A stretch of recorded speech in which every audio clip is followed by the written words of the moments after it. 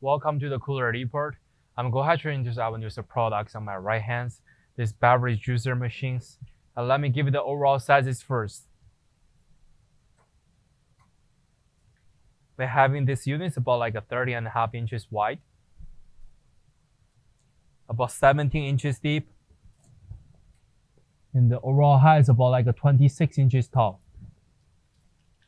As we can see the front, they have a cup holders at the bottoms and dispensers right here, and also have one big containers. We can take a look closer to see the inner side dimensions.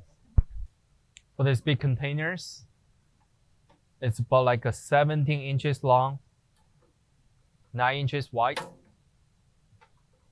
and depth about like a 9.5 inches deep. We can look behind of the units. We have seen this switcher right here to control the coolings and mixing. And also we're having the informations right here. They're handling the temperature from the 7 to 12 Celsius. And also the power, they're using the 110 powers and using the R290, the Freons. And also have a cost sheet for the machines. And also we can see these power plugs. They're using standard US 110 plugs. This will be the all information about the products. If you have more questions, feel free to contact with us. Thank you.